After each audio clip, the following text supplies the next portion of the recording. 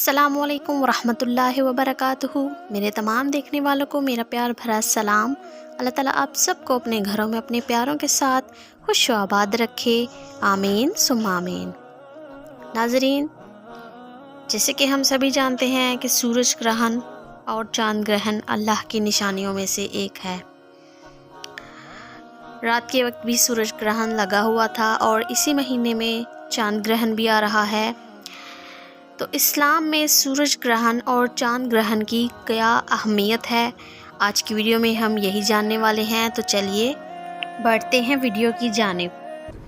Scientifically تو میرا خیال ہے آج کل سارے ہمارے مسلمانوں کو پتہ ہی ہے کہ چاند گرہن اور سورج گرہن کیوں لگتا ہے جی ویسے یہاں پہ ہندوانہ معاشرے میں بڑی عجیب و غریب باتیں بھی مشہور تھی۔ ایون یہ بھی مشہور ہے کہ جی وہ چاند گرہن یا سورج گرہن لگا ہو تو یعنی کوئی پریگننٹ عورت جو ہے وہ باہر نہ نکلے، یہ ہو جائے گا۔ یہ ساری اسلام کے ساتھ تو یہ توہمات میں اسلام بلیو نہیں کرتا۔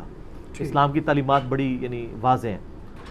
باقی سائنٹیفکلی تو آپ کو یہ پتہ ہی ہے کہ جب یعنی اپنی جو آربٹس میں اورینٹیشن کے دوران جب کبھی بھی چاند جو ہے وہ سورج اور زمین کے درمیان آ جاتا ہے دن کے وقت بھی، تو ظاہر ہے کہ سورج پیچھے چھپ جاتا ہے، اس کی وجہ سے اچانک کافی بڑے لیول کا اندھیرا ہو جاتا ہے۔ اس کو ہم سورج کو کہتے ہیں گرہن لگنا۔ صحیح۔ یعنی سورج کے آگے چاند آ گیا تو وہ کالا ہو گیا سارے کا سارا۔ یہ تو ہو گیا سورج گرہن۔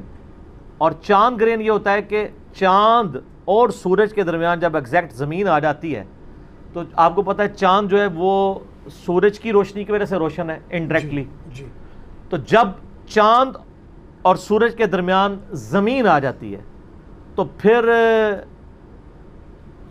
سورج کی روشنی چاند تک نہیں پہنچ پاتی، اس کی وجہ سے چاند ایک دم سیاہ پڑ جاتا ہے، اس کو گرہن لگ جاتا ہے۔ تو یہ ہے سائنٹیفیکل ریزن۔ صحیح۔ سائنٹیفکلی یعنی ہم اس کو جو بیان کرتے ہیں۔ باقی اسلام کے اندر اس کی اہمیت اس اعتبار سے ہے، اسلام اسے اللہ کی نشانیوں میں سے ایک نشانی لیتا ہے۔ جس طرح باقی قدرت کی بڑی نشانی ہے، آندھی کا آنا، ہواؤں کا چلنا، انڈے میں سے چوزے کا نکلنا، پرندوں کا ہواؤں میں اڑنا، مچھلیوں کا پانیوں میں تیرنا، زمین سے ایک بے قدر بیج سے اتنا بڑا درخت نکلنا، پھولوں کا اگنا، یہ جتنی اللہ کی قدرت کی نشانی ہے ان میں سے ایک یہ نشانی ہے۔ بخاری اور مسلم دونوں میں ایک حدیث موجود ہے۔ مشکات میں آپ کو پہلی جلد میں خسوف کا ایک چیپٹر ملے گا، خسوف کی نماز، خا سین واو فا۔ خسوف کی نماز وہ ہے جو سورج اور چاند گرہن کے وقت پڑھی جاتی ہے۔ اردو میں ویسے اس کو انہوں نے ٹرانسلیٹ کر لیا ہے کہ جی سورج گرہن کے لیے کسوف ہے اور اس کے لیے خسوف، خسوف ہی لفظ ویسے استعمال ہوتا ہے عربی میں۔ جو مشکات کے اندر آپ کو یہ سارا مل جائے گا چیپٹر۔ تو بخاری اور مسلم دونوں میں حدیث موجود ہے کہ جب کبھی بھی سورج گرہن یا چاند گرہن لگتا تو نبی علیہ السلام خسوف کی نماز ادا فرمایا کرتے تھے۔ اور سیدہ عائشہ کہتی ہیں کہ وہ نماز ایسی ہوتی تھی کہ جب تک گرہن ختم نہیں ہوتا تھا آپ صلی اللہ علیہ وآلہ وسلم مسلسل نماز میں مشغول رہتے تھے۔ اور یہ بھی ملتا ہے بخاری اور مسلم میں کہ اونچی آواز سے بھی کبھی آپ سے قرات کرنا ثابت ہے اور آہستہ آواز سے بھی ثابت ہے، دونوں طریقے سنت ہے۔ اور اس میں قیام سورۃ البقرہ پوری پڑھی اور اتنا ہی لمبا رکوع کیا، اور رکوع کے بعد پھر قیام میں واپس آئے، پھر پہلے قیام سے تھوڑا چھوٹا قیام کیا اور پھر دوبارہ رکوع کیا، یعنی ایک رکعت میں 2 قیام اور 2 رکوع، پھر دوسری رکعت میں بھی 2 قیام اور 2 رکوع کیے، حتیٰ کہ جب گرہن ختم ہو جاتا تو آپ علیہ السلام سلام پھیرتے تھے۔ اور صحیح مسلم میں آتا ہے کہ جس دن سورج گرہن نبی علیہ السلام کے مبارک زمانے میں لگا نا، بائی چانس اس دن نبی علیہ السلام کے بیٹے ابراہیم کی وفات ہوئی تھی، تو صحابہ نے کہنا شروع کر دیا یہ گرہن اس لیے لگا ہے کہ ابراہیم کی وفات ہوئی ہے، کیونکہ صحابہ کرام کو علم غیب تو کوئی نہیں تھا اور بیچاروں کو سائنس کا علم بھی اتنا نہیں تھا، اس زمانے میں سائنس اتنی نہیں تھی۔ یہ میں اس لیے ساتھ بتا رہا ہوں کہ آپ جن بابوں کو کہتے ہیں کہ جی ہمارے بابے جو ہیں وہ صحابی کی جوتی کی خاک کے برابر بھی نہیں ہے، تو وہ صحابہ کا یہ سٹیٹس تھا۔ تو اب علم غیب کا جو آپ نے جھوٹا عقیدہ بابوں کے ساتھ منسوب کیا، اس کی تو کوئی قوت ہی باقی نہیں رہتی ہے، ختم ہی ہو جاتی ہے۔ تو نبی علیہ السلام نے پھر صحابہ کرام سے کہا کہ اس لیے گرہن نہیں لگتا، یہ تو اللہ کی نشانیوں میں سے ایک نشانی ہے، کسی بندے کے مرنے کے اوپر گرہن نہیں لگتا۔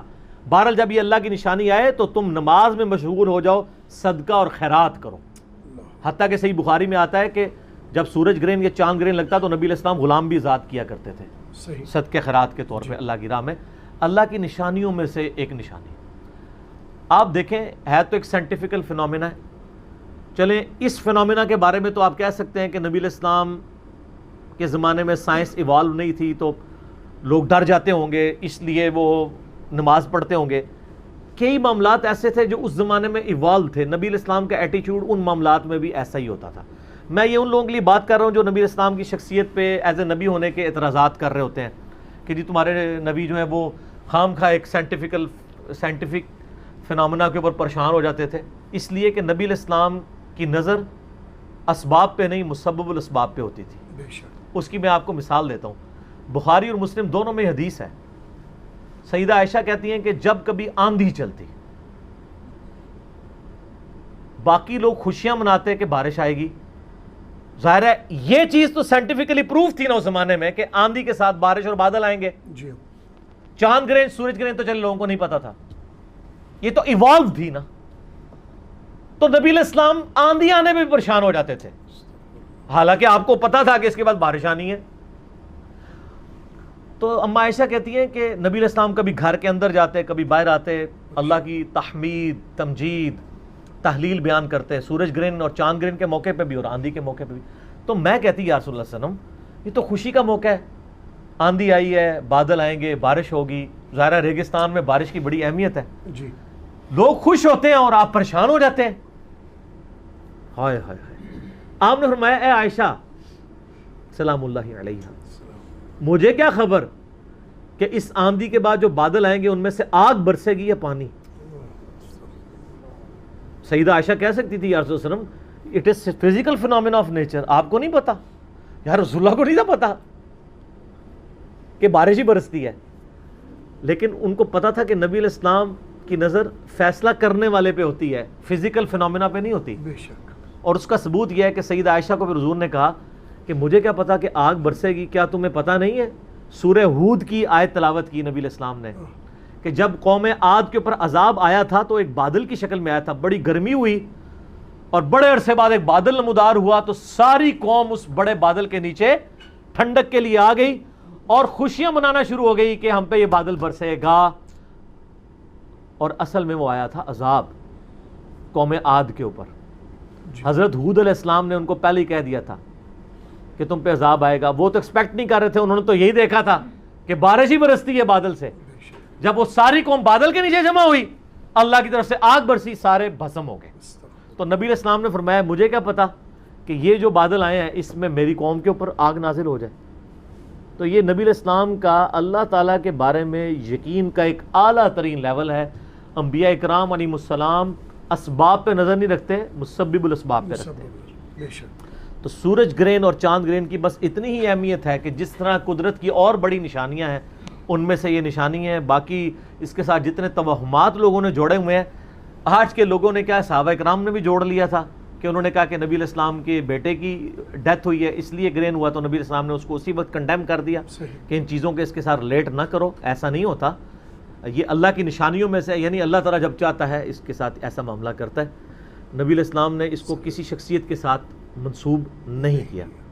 ٹھیک ہو گیا. جزاکم اللہ خیر.